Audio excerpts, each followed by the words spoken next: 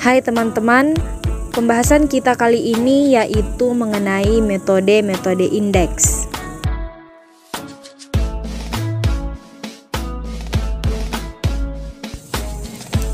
Berikut ini merupakan pengertian dan pembagian dari indeks tidak tertimbang atau tak terbobot.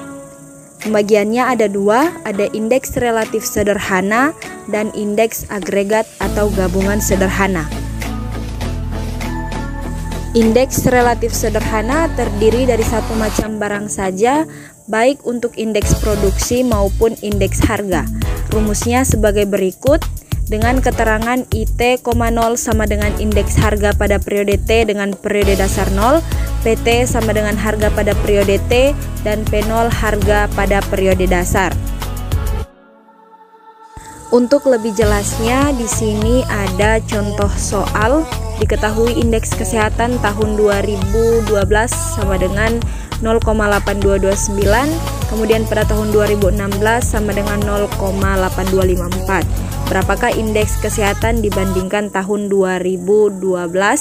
Maka di bawah ada tabel, juga beberapa keterangannya. Berdasarkan rumus dari indeks relatif sederhana, maka penyelesaiannya yaitu sebagai berikut. IT, 0 sama dengan PT yaitu periode tertentu. Di sini periode tertentunya atau periode berjalannya itu yaitu tahun 2016. Indeks kesehatan tahun 2016 0,8254 per P0-nya yaitu pada tahun 2012 ya, sebesar 0,8229. 0,8254 per 0,8229 kali 100, maka didapatlah hasil 100,30%. Maka indeks kesehatan tahun 2016 jika dibandingkan dengan tahun 2012 adalah sebesar 100,30%, yang artinya dari tahun 2012 sampai 2016 indeks kesehatan meningkat 0,3%. Selanjutnya, materi mengenai indeks agregat atau gabungan sederhana, rumusnya sebagai berikut. Dengan keterangan IT, 0 sama dengan indeks harga pada periode T dengan periode dasar 0, sigma PT yaitu jumlah seluruh harga pada periode T, dan sigma P0 merupakan jumlah seluruh harga pada periode dasar. Di bawah ini terdapat contoh soal 4 jenis indeks dengan catatan perubahan yang berbeda-beda dari tahun 2012 sampai 2016. Jika 2012 diasumsikan sebagai tahun dasar, berapakah indeks agregat tahun 2016 untuk 4 keterangan indeks di samping? Di sini terdapat tabel dengan keterangan beberapa indeks yang berbeda. Ada indeks kesehatan, indeks pendidikan, indeks daya beli, dan indeks pembangunan manusia. Juga periode dasar dan periode berjalannya. Maka kita menjumlahkan seluruh periode dasar dan periode T-nya.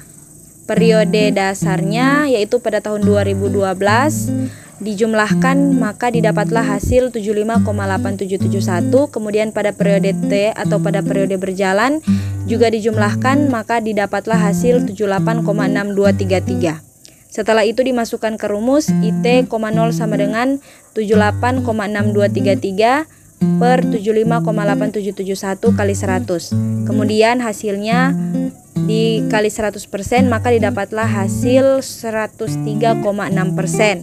Jadi indeks agregat atau gabungan sederhana untuk keempat keterangan di atas adalah sebesar 103,61%, yang mana artinya dari tahun 2012 sampai 2016 indeks kesehatan, indeks pendidikan, indeks daya beli, indeks pembangunan manusia secara agregatif mengalami peningkatan sebesar 3,61%. Kemudian kita masuk pada materi selanjutnya yaitu indeks tertimbang atau terbobot. Berikut pengertiannya, juga ada pembagiannya. Yang pertama indeks less payers, indeks Paasche, indeks ideal Fisher.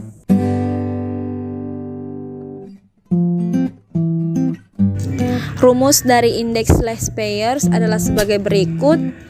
Dengan keterangan PT sama dengan harga pada periode T, P0 merupakan harga pada periode dasar, QT merupakan kuantitas pada periode T, dan Q0 adalah kuantitas pada periode dasar. Di bawah ini ada contoh soal bisa dilihat. Juga ada tabel di samping Pertanyaannya, tentukan indeks harga saham pada bulan Januari dengan menggunakan metode perhitungan last payers.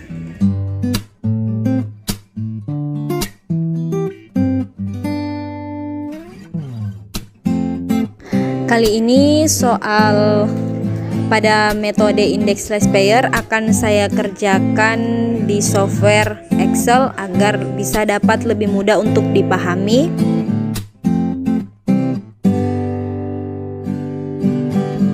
Kita masuk pada Microsoft Excel. Yang akan kita cari yaitu perhitungan dari metode indeks last payers. Kita tuliskan rumus di sini, sigma PT kali Q0 per sigma P0 kali Q0 kali 100%. Kemudian di sini ada keterangan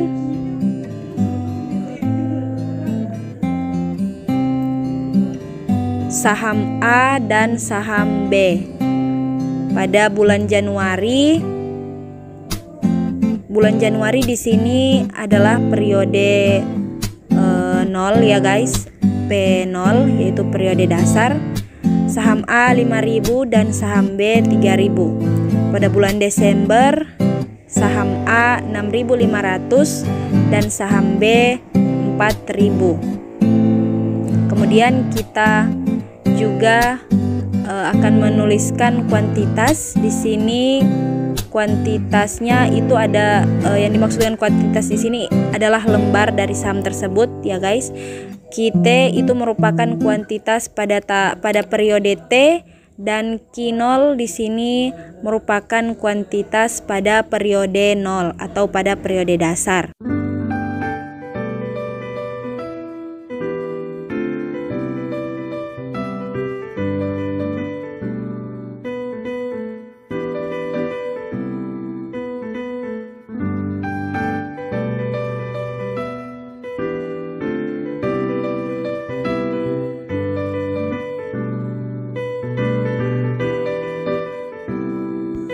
Berdasarkan rumus yang akan kita cari yaitu sigma PT kali Q0 dan sigma P0 kali Q0. Jadi di sini kita tuliskan PT kali Q0 dan P0 kali Q0. Sebelum itu kita tuliskan di sini kuantitas T-nya ya, lembar dari saham pada periode T yaitu 2.500 dan 1.500. Kemudian kuantitas nolnya ada 2.000 dan 1.000.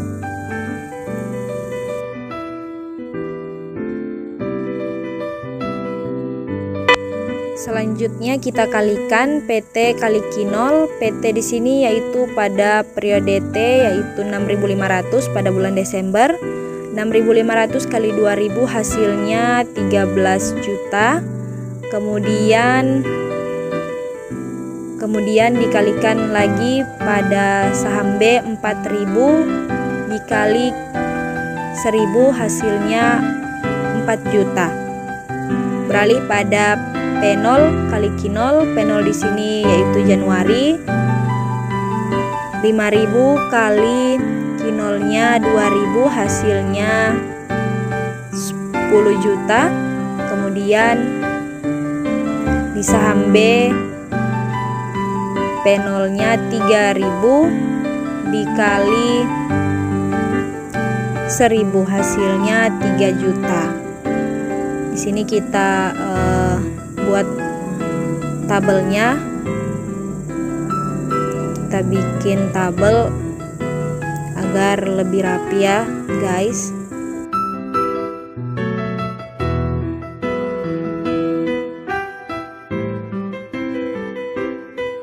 Setelah P0, PT dan Q0 sudah didapatkan, kita jumlahkan 13 juta tambah 4 juta hasilnya 17 juta. Kemudian 10 juta tambah 3 juta hasilnya 13 juta. Setelah ini sudah gampang untuk diselesaikan. Kita berpatokan pada rumus sigma PT kali Q0, jadi sigma PT kali Q0 itu 17 juta per 13 juta kali 100%. Setelah dari sini tinggal kita bagi 17 juta.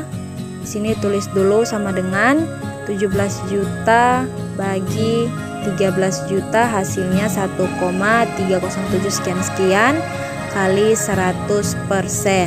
Kita simpulkan bahwa indeks ratepayers pada saham A dan saham B yaitu sebesar 130%.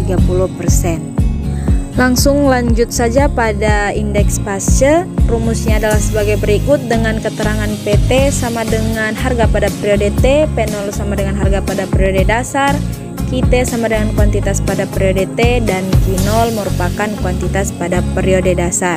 Contoh soalnya sama pada contoh soal indeks ratepayers, namun di sini disuruh tentukan indeks harga saham pada bulan Desember dengan menggunakan metode Passe. Sama seperti tadi, kita masuk juga pada aplikasi Excel yang akan kita hitung kali ini yaitu metode Passe. Rumusnya juga hampir sama. Rumusnya yaitu sigma PT kali QT per sigma P0 kali QT kali 100%.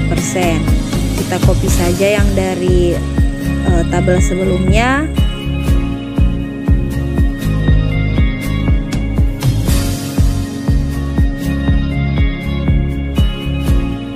Di sini kita akan mencari PT kali QT atau periode tertentu dikali kuantitas tertentu, juga P0 kali QT yaitu periode 0 dikali dengan kuantitas T.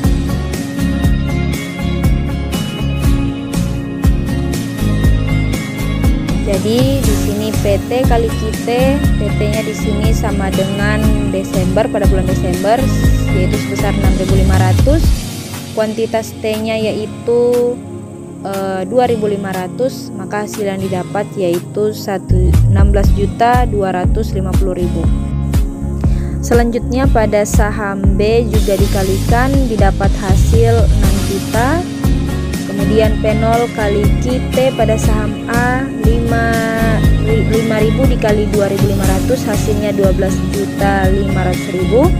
Kemudian pada saham B P0 kali QT, P0-nya itu di Januari 3.000, kemudian dikali dengan kuantitas T 1.500, maka didapatlah hasil 4.500.000. Selanjutnya PT kali QT dijumlahkan seluruhnya, didapatlah hasil 22.250.000. Kemudian juga P0 kali QT dijumlahkan, maka didapatlah hasilnya yaitu 17 juta. Setelah ini tinggal kita masukkan ke rumus. 22.250.000 pada PT kali QT dibagi dengan 17 juta. 17 juta ini adalah sigma dari P0 kali QT ya teman-teman, dikali 100%. 22.250.000 dibagi 17 juta kemudian dikali 100%, didapatlah hasil sebagai berikut.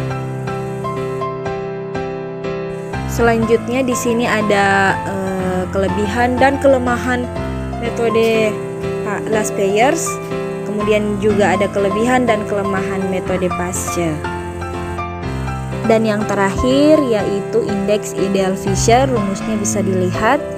Jadi jelasnya indeks ideal Fisher ini merupakan perkalian dari indeks ratepayers yang sudah didapat dengan indeks Passe yang sudah didapat tadi.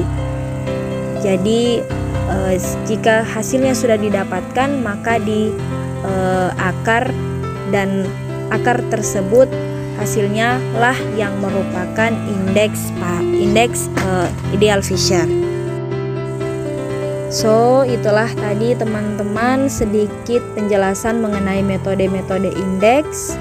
Ada indeks tertimbang, indeks tidak tertimbang, dan metode penghitungannya. Semoga bermanfaat. Terima kasih.